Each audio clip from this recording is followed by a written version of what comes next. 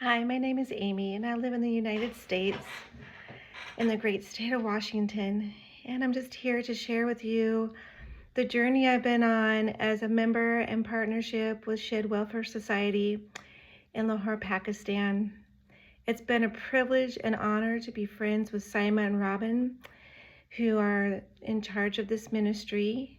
And they have been incredible people ever since I met them. I began my journey with them well, um, through other friends who knew them for years. And when COVID hit, we found out through Saima the strong need for food and provisions for the people in her community and around her. Shed Welfare Society has provided food and basic necessities for several years now, and we've been able to partner with them in raising funds with a small group of people. Some of us have done our own personal little fundraisers and things of that nature to help this ministry continue to grow. When we first met Saima and Robin, they hadn't even begun their ministry yet.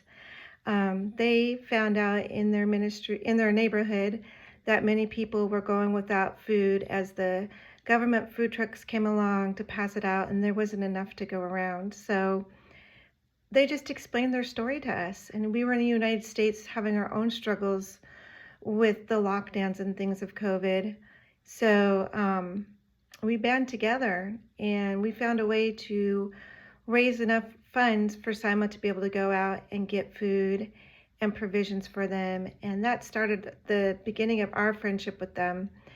And so from there, we saw what determination Shed Welfare Society had with their leaders, Saima and Robin, going forth and continuing to find ways to feed the community. They never stopped trying. They never stopped asking for help. They still are consistent with finding ways of providing for their community. We loved their strength, their tenacity. We loved that they didn't give up. And we loved that this was their heart. These people in their community are their heart, and they will do everything they can for them. With that determination, we also were privileged to hear that the dreams of Saima to build a school for kids that had no schools, and also the deep desire to rescue people from the debtors prison, which would be the kiln work that they do to pay off debts from loans they get for anything from medical treatment to just providing basic needs for their families. We found out that these families live in the kilns and many of them are sick, definitely struggle to feed their families, and the children do the work too. It's very dirty work making bricks, and being in all that dust all the time is dangerous for their health. So we begin to work on finding members that would love to help free the entire family, and we have been able to do that. It's been a hard road for us to continue to come up with the funds for this. We do have our own struggles with our community here in Washington State and procuring the funds for some of these challenges, but we have a higher power that we trust in that provides that for us, and we continue to seek help from people. We also have helped Saima and Robin open up those schools, and it has been a huge privilege to see that take off. Many times these families get rescued out of the kilns and the children have had no schooling at all or no education. So we have been able to provide them with the provisions needed to start a school, and they have done so successfully.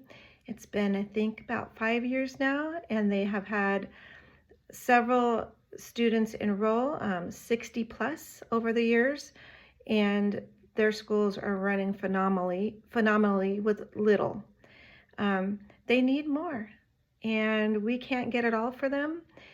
So we have tried to partner with them in finding ways of generating their own finances and money, and they need some help with that. They need some help with starting up small businesses so that community members can go out and make their own money. Once they leave these kilns, a lot of times they can't find jobs. And what we don't want is for them to get back into that slave labor trade, because they're just trying to make ends meet, and the whole family suffers from that. So it's just been a real privilege and honor to see this grow, to see the people get rescued. That's probably the most exciting thing. That's the first step. Once they're rescued out of the kiln, we can begin their medical treatments. We can begin putting the children in schools so they can read and write. We can help them build their own dreams.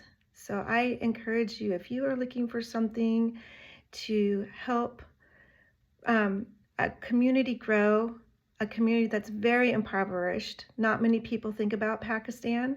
They think about other countries and what they're going through. But in Pakistan, they're some of the most impoverished people in the world, and they need our help.